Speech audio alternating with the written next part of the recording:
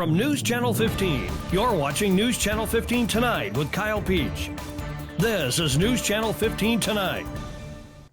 Hi, I'm Kyle Peach. Thanks for joining us. We begin with area arrests tonight. In recent arrest reports, the Wabash County Sheriff's Department app says 50-year-old Richard Stringfellow of Mount Carmel was booked into the Wabash County Jail on a charge of failure to appear back on January 31st related to his pending case with charges of possession of a weapon by a felon, meth possession, and possession of drug paraphernalia.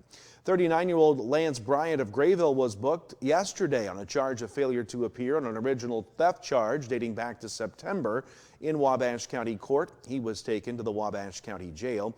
And Mount Carmel police arrested 43-year-old Jeremy S. Bader of Mount Carmel, booked at the county jail yesterday. He was wanted on an out-of-county warrant.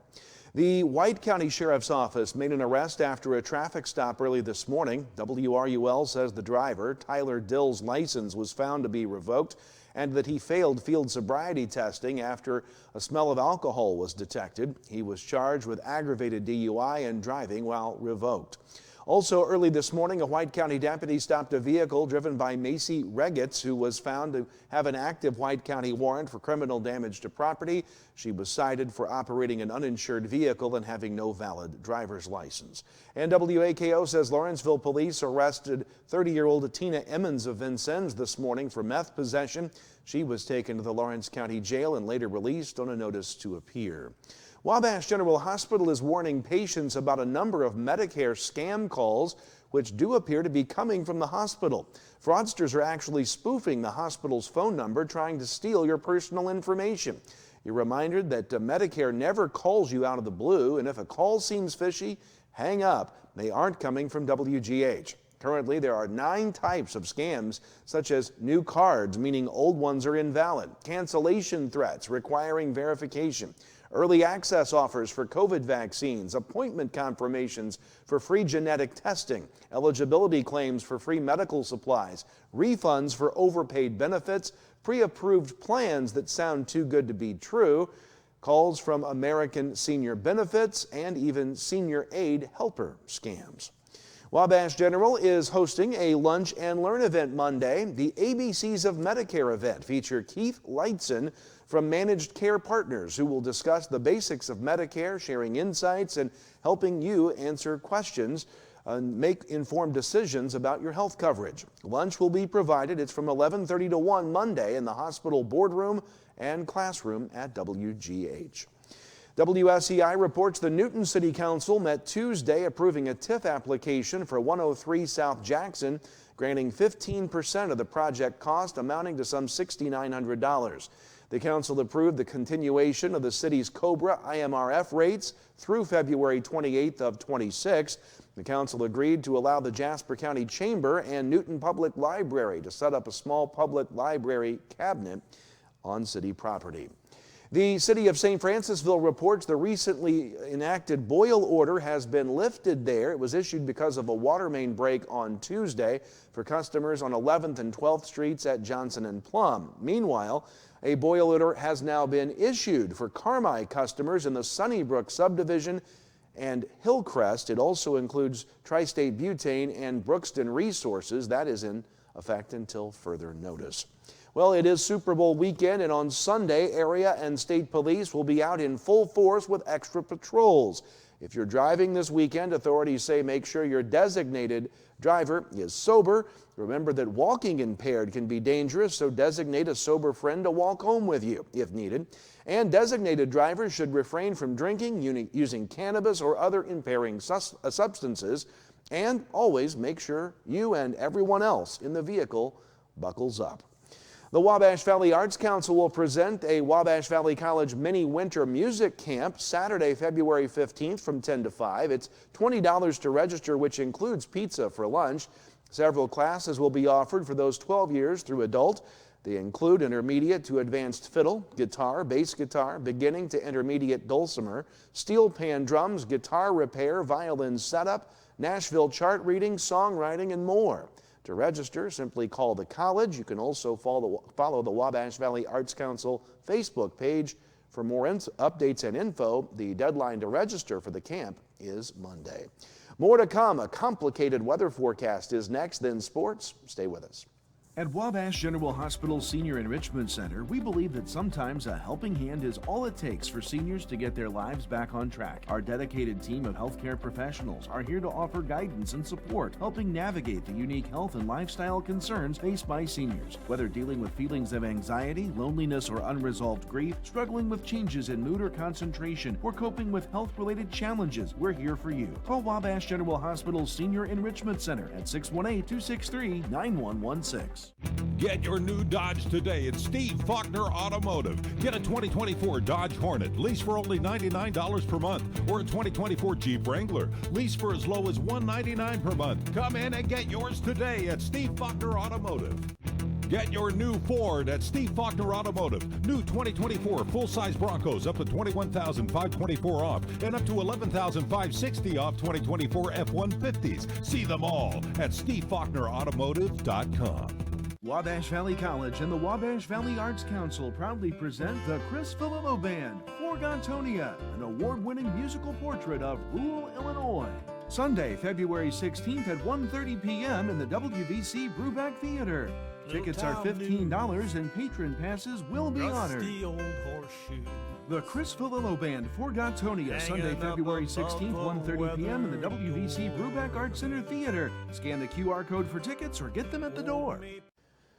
And welcome back. It's time to talk weather. We've got some rain moving in late tonight and through the day on Saturday. Let's take a look at where we'll end up with rainfall totals across the area. Not a big rainmaker here, from just over 1/10 of an inch to maybe closing in on 1/4 of an inch from north to south across the regions. What we're looking at by the time this rain comes to an end late on the day on Saturday. How about today? The temperatures cooled off a bit. 40 degrees, that's it for our high temperature today under a mostly cloudy sky. 29 was our low this morning.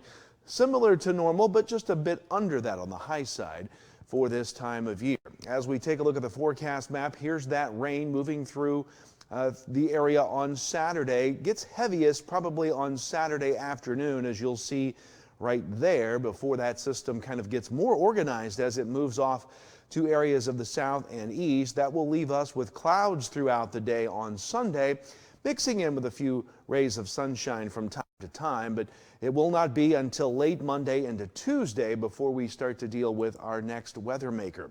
As far as the temperatures in the forecast for tonight, again, we're seeing rain develop late. I don't think we're going to see any snowflakes out there, but there could be a little bit of a flurry or two, especially north of US 50, but rain will begin to filter in overnight. Overnight low temperatures under cloudy skies will be in the mid to upper 30s. And then on Saturday, we see a wide range of temperatures with the rain in the area. Mid 40s to the north around Newton, 50 in Olney, 53 in Albion, 54 Mount Carmel, 52 in Fairfield, 57 in Carmi. So near 60 to the south, low 40s to the north in some locations on your Saturday with the rain. Rain moves out, and overnight Sunday into Sunday morning, Saturday night into Sunday, we'll see a mix of clouds and clear skies at times. Overnight lows will be in the upper 20s to low 30s. And on Sunday, again, the cool down begins. A mix of sun and clouds. High temperatures in the mid to upper 30s across the region. Of 40, the warm spot for Sunday in Carmi. Now, the National Weather Service is tracking that winter storm potential. In fact, a 1-2 punch setting itself up for us potentially Monday night through Tuesday. The yellow indicating a pretty low risk right now, Monday night into Tuesday, of some travel impacts. The Weather Service not yet putting any sort of forecast out. It's way too early, but they are saying the temperatures seem to be moderating just a bit with this first system, so it may not bring as much impact with freezing rain, sleet, and snow. The second system, Wednesday afternoon to Wednesday night, could bring in some more minor road impacts. The medium chance of that, a 40 to 70% chance right now, the Weather Service is saying, as far as weather impacts with that second system. We'll all know more about it early next week. Your extended forecast as we go throughout time. Again, the rain on Saturday, 54, cooling to 38 with clouds on Sunday, a cloudy Monday with the snow chances coming in Monday night, Rain and snow mixed on Tuesday. That's impact day 1. Then we reload a second system in here on Wednesday with more rain and snow possible. Temperatures cool into the mid-30s, warming to the low 40s by the end of next week. That's your forecast. Sports is next. Life doesn't slow down for busy families. From early practices to late night games, every moment matters. That's why First National Bank offers online tools to fit into your schedule no matter how hectic it gets. From mobile banking to quick check deposits, First National Bank makes it easy to keep up with life and stay on top of your finances. No matter the schedule, First National Bank keeps you in the game.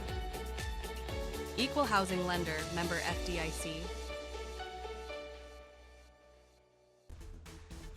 There's a lot of things that you can do to help and reduce your heating bills over the wintertime. Open the draperies in the house. Let the sun warm the interior of your home during the day. That helps reduce some of that heating load during the day. Consider installing programmable thermostats. You can drop the temperature down while you're not there, or in the evening times when you're asleep, make the house a little cooler, and then have those programmable thermostats bring the temperature up at the times you're actually in the home, not away.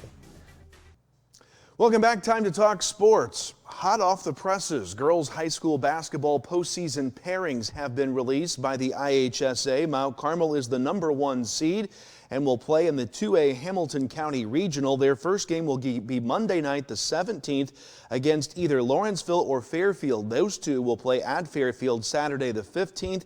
Meanwhile, Carmi is the 4 seed there at Hamilton County. They'll play Tuesday against either Flora or Hamilton County, who play at Hamilton County on Saturday, the 15th. The championship there is on the 20th. Newton is the 3 seed. They will await the winner of OPH and Robinson at OPH. That game will be Tuesday. The Newton game will be. Newton and T-Town are the top 2 seeds in that regional. In the 1A Edwards County Regional, it is Edwards County as the 2 seed. That's the top seed there in their own regional. They'll play the winner of Wayne City and Christopher on Monday the 17th. Woodlawn and Weber play in the other semifinal. And at the Olney 3A regional site, the Tigers are the 7th seed. They'll open play Tuesday the 18th against the 4 seed Highland. That's in Olney on the 18th. Also, one other note, Salem is the 6th seed. They will play at the Triad Regional. They'll open against Triad, the 2 seed, at 6 o'clock Monday the 17th. Elsewhere in high school basketball action last night in girls play in 1A, actually I should say in the Black Diamond, Carmi beat Flora 44-43. Edwards County over El Dorado 60-32. Hamilton County beat Fairfield 53-52. In the LIC, Newton beat Casey 70-24. Paris over Lawrenceville 70-52. Olney beat Charleston 62-33. Freeburg in the Cahokia beat Salem 44-31. And one other score, Windsor-Stewstrasse beat North Clay 49-32. Well, we have a full herd of paws and claws making their Super Bowl picks. In our Take a Look at This, Patrick Cornell shows us the surprising results. Lions and tigers and bald eagles. Just kidding. We also have a bear. Oh my! Let's see what our pigskin prognosticators have as the favorite for Super Bowl 59. At Utah's Hogle Zoo, Vulcan the lion upends the uprights of a treat-topped Eagles container, casting his vote for Philly to prevail. Next, a tiger named Misha toys with the bird box at the Blank Park Zoo in Iowa before finally settling on the Chiefs, predicting a trophy trifecta for Kansas City. How about a pair of Montana-based bears? The Cubs couldn't agree on one winner. Willie went with the team in green while George engorged himself on the KC Red Cake. Should be a fun Sunday for that sibling rivalry. Okay, here's a potential conflict of interest, but we'll let it fly. Birds of a feather usually flock together, not this time. At the Alaska Raptor Center, Sitka pecked her pick for the Chiefs' kingdom, and in a shocking upset among ambassadors at the National Eagle Center in Minnesota, with a final score of 4-1, our feathery friends call for a Kansas City win. That hurts.